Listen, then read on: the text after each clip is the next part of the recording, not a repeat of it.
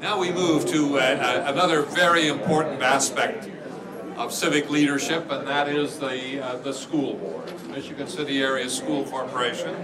And we are very fortunate to have three candidates here with us tonight.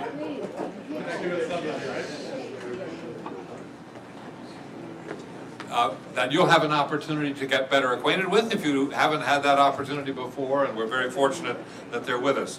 First, we're going to hear from Peggy Rose, who is unopposed in her election to the Michigan City Area School Corporation Board of Trustees, but this is her opportunity to introduce herself to anybody that hasn't yet had that opportunity. Peggy? Thank you, Mr. Morris.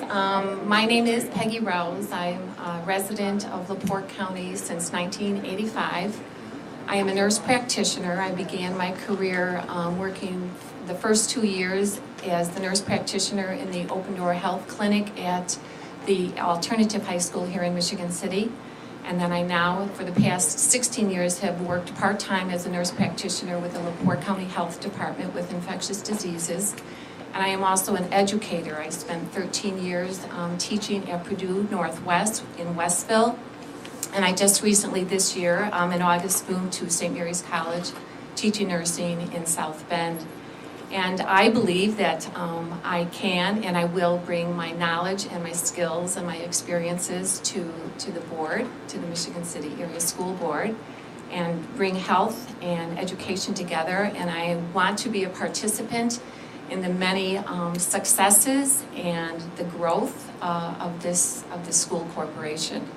I believe that schools are the most important institution available that we have today for the complex needs of our youth, and I want to do what I can to participate, work in concert with the members of the board and the school and the faculty and the staff for the welfare and education of all of our students. And thank you. Thank you very much, Peggy. Now, our two candidates who are with us here for the school board, Thomas Dombrowski and Joanne Tedesco. Did I say it correctly? You did, thank you. Thank you. And alphabetically, Tom, you are the lead person with those opening comments, if you would. Okay, but it's Domkowski and not Dombrowski, I'm sorry. It's an easier way to say that. Okay. But it's Domkowski. Thank you. All right. I began my service here in Michigan City in 1970 as a school teacher for 9 years. I served 28 years as a school principal in public education. I also was the Title I program administrator for 2 years, which was a budget at that time, before the cuts and everything, to Title I was over $2 million. So it was an interesting job. Also, I have my wife. We've been married, I heard somebody say something about 40. We've been married 50 years this year, so it was a big accomplishment. Thank you. Hey, round of applause. We have 5 children. 2 of them graduated from Elston. 3 of them graduated from Michigan City High School. 3 of the daughters worked as title assistants in the buildings. I have a daughter that's getting ready to graduate this November, and she will be working as a full-time teacher, so I'm very proud of her because she worked for 14 years as an assistant. So she's finally made that decision. But public education is where I've spent my time. Thank you. Thank you, Tom. And now, if we may, Joanne, please. Good evening, I am Joanne Tedesco, and I am just a mom here. This is the first time I have campaigned. No, never just a mom. I want to disagree with that. There's no such thing as just a mom. Rather than say I'm not a politician, I'm a concerned mother. My professional life is 30 years in public relations, media relations, and marketing communications. I have 2 children, school-age children, and I'm a disability advocate. I'm also on the Michigan City Human Rights Commission, where I've been really successful in developing programs by working with the community. I've been able to respect and show appreciation for all of the teachers within our community through events that have been gratefully successful, and even remembering those who get our kids to and from school safely. I'm also involved with my community Shoreland Hills board. I am on the Mental Illness Advisory Committee down south. I am a graduate from the Governor's Council of People with Disabilities Public Policy Making Academy. I was one out of 32 people chosen. And I'm just here because I have my heart in it for our kids. Thank you. Thank you, Joanne. Now, first questions coming from the audience. Tom, will ask you to lead off with this one, if we may. What is the most important issue facing Michigan City schools, and how will you address that issue? Most important is the budget. Our finances have been redesigned now by a new budget form that has come out of the State Department. Tough decisions have to be made. Programs or personnel. Do as much as we can with what we have. We have a great financial officer in Lance Warner who's doing an outstanding job, and our budget was just presented 2 weeks ago. And he has us in a good place. So just becoming aware of what we need to do to keep our programs and our people working in the district. Okay, Thank and Joanne? I would also have to echo funding. As a mom of a child with a disability, I've seen a lot of turnover with our teachers. And I just see it as a disservice to our kids because we need continuity.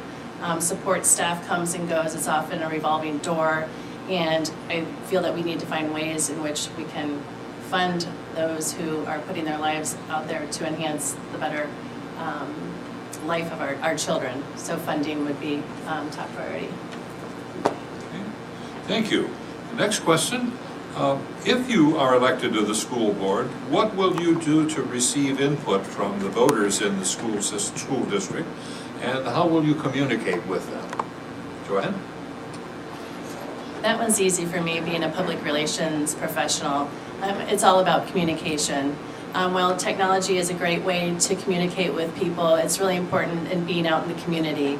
I really want to listen, kind of in a town hall meeting. What are the concerns? What are the issues within our community? And again, really listening. That way we can really take the information from what's most important to the community, the parents of the children going to school, and provide quality answers for them, solutions. Thank you, Joanne. And Tom, your thoughts on that issue?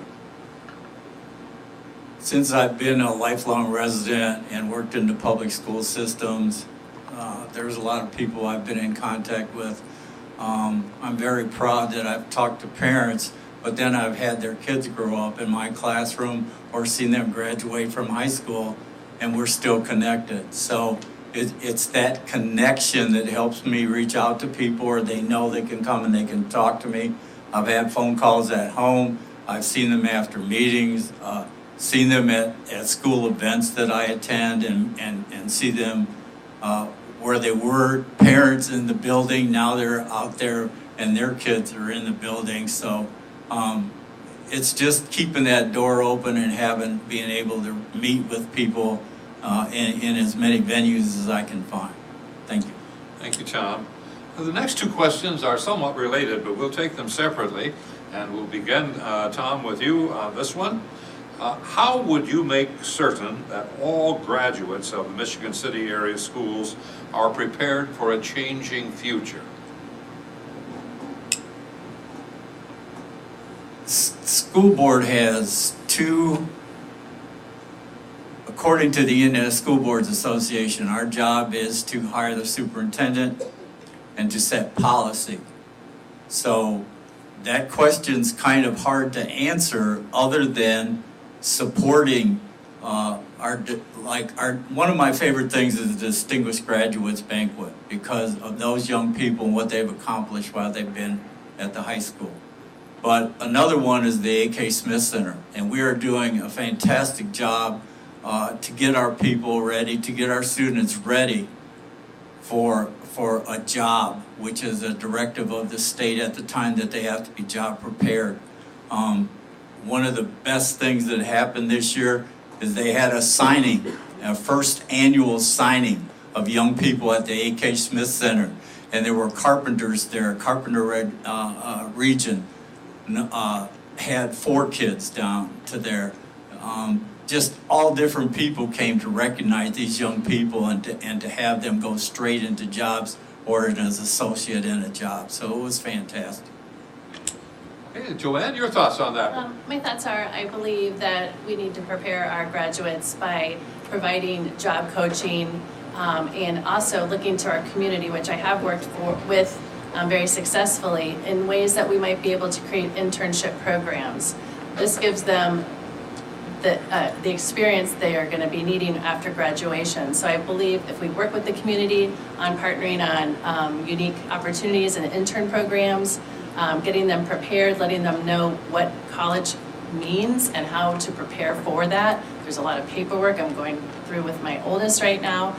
Just giving them the details so that they know what to expect moving forward and the types of jobs they could receive depending upon what direction they take. Okay, thank you, Joanne. Now, I said that there was a second question that's somewhat related, so you'll be our leadoff person on this one, Joanne. In Carmel, Indiana, there is an innovative tech school for coding, leading to real salaries of $60,000 to $100,000. Why not here, making Michigan City area schools the leader of the Silicon Valley of the Midwest? That's an interesting question. I'm trying to figure out, why not make it Silicon Valley here? I think we just need to assess the needs and the interests of the students. I'm not sure the salary is necessarily as important than the need for the children and where they are in their educational endeavors. Okay, thank you, Joanne. Tom, you have some thoughts on that one? Yes, we did offer coding here in town. It was an invitation that was sent out to not only students but the parents as well. So that was in place, and I know that there's a way we're going to move forward with providing coding again because of the success of that first opportunity for people to do. And it was a week-long program. It was just really fantastic to see that happen. Okay, thank you, Tom. Next question. Michigan City School Board, the people in Trail Creek pay taxes to Michigan City High School and do not understand why their children cannot apply for the promised scholarships. So, Tom, do you have any thoughts on that question? That would have to be taken up with the mayor and the people that designed that. That was not a design that we had. That was based on having residency in Michigan City, and we were not a part of that. So, yes, I know they're with us, but they're not in Michigan City according to somebody, so that's a hard call. Okay. You know, I can't say if it was me because that's not my call. All right. Thank you, Tom. Joanne, do you have any thoughts on that one? I'm sure perhaps I would need to know a little bit more scholarship-wise, but I, as a disability advocate, I'm always looking for equal opportunity for all, so that doesn't necessarily make the most sense to me. I would have to dig in further about that. Thank you, Joanne. And here's another question. Should new first graders be required to have lead testing along with the already required vaccinations? Explain your reason for support or opposition.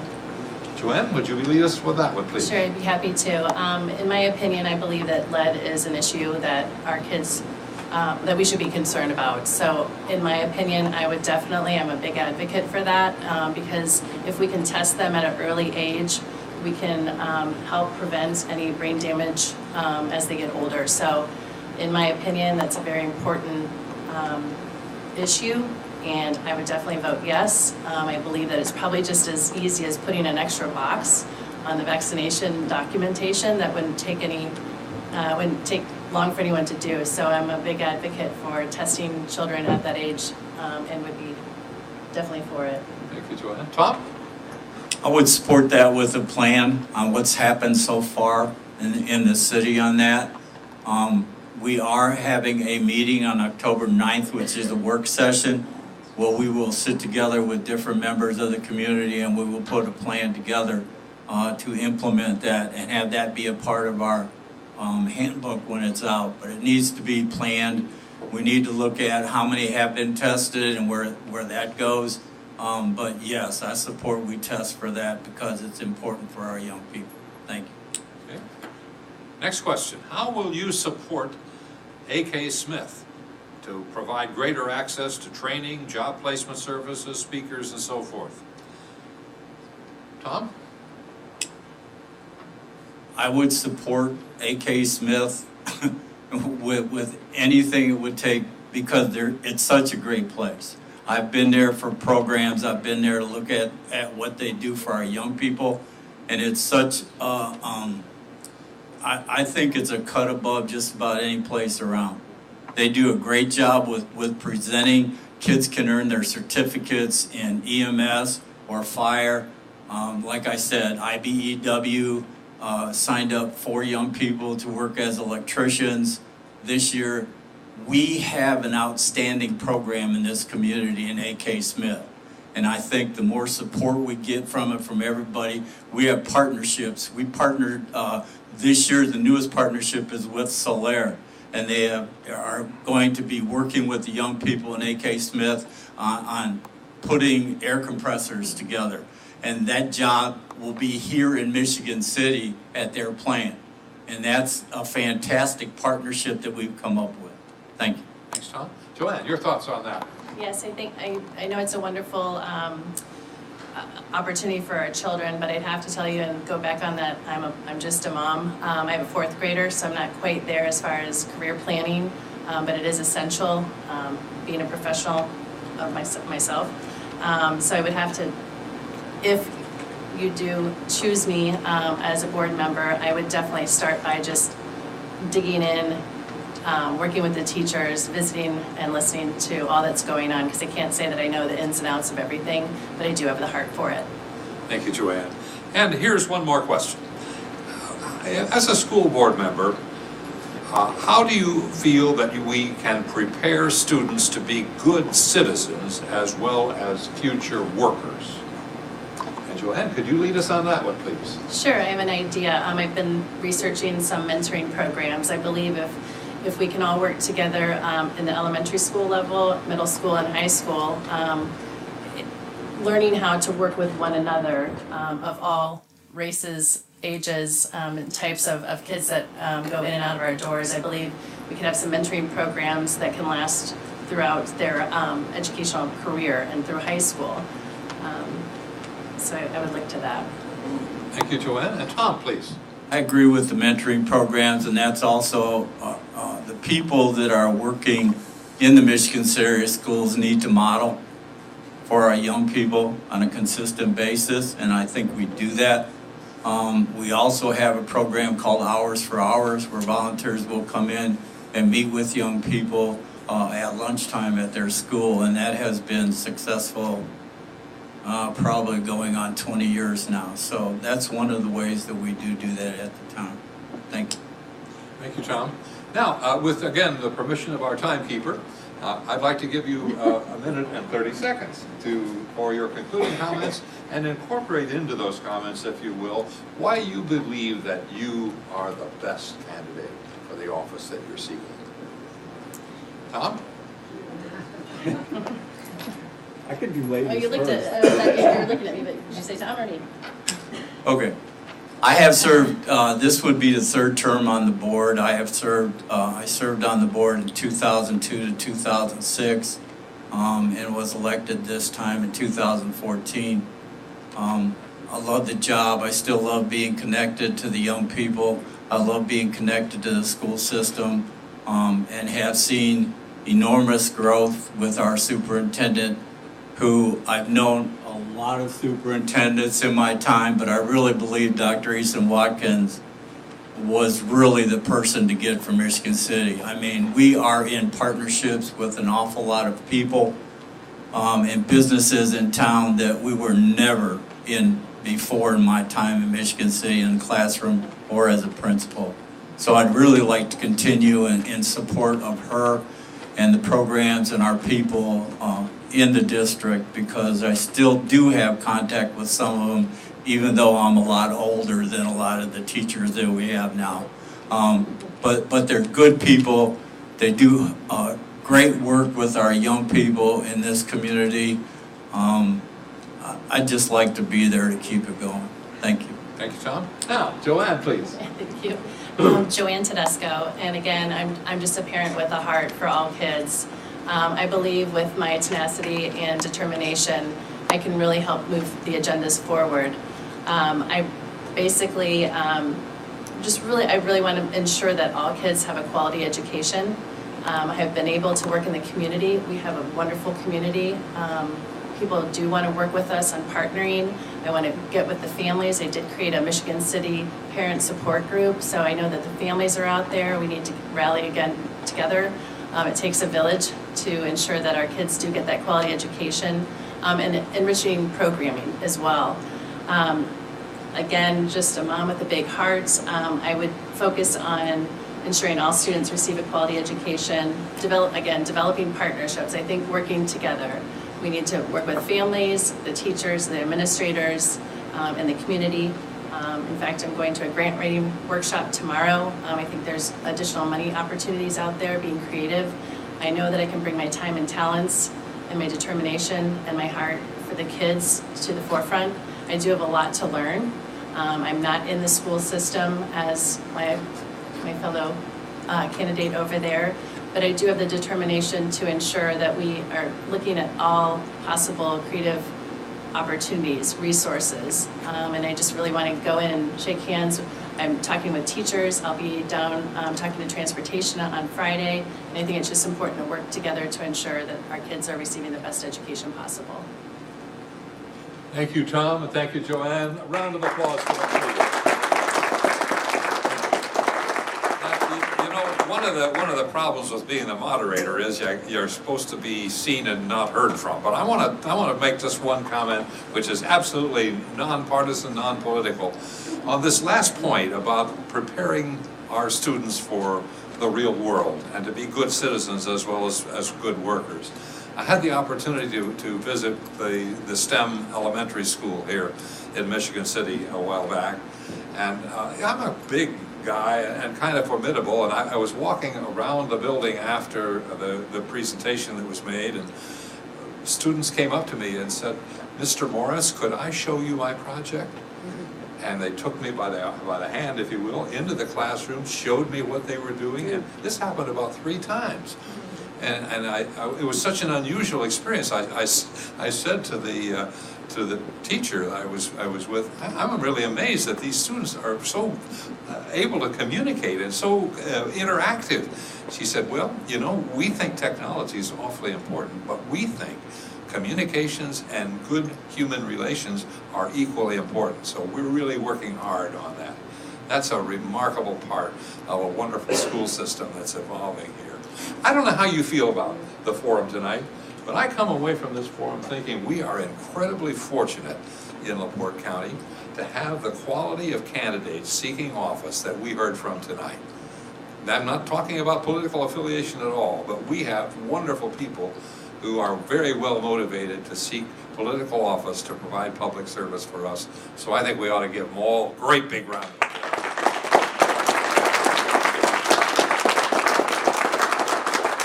Again, a thank you to the League of Women Voters, Joanne Enquist, our president, for the sponsorship of this, along with the Better Government Study Group.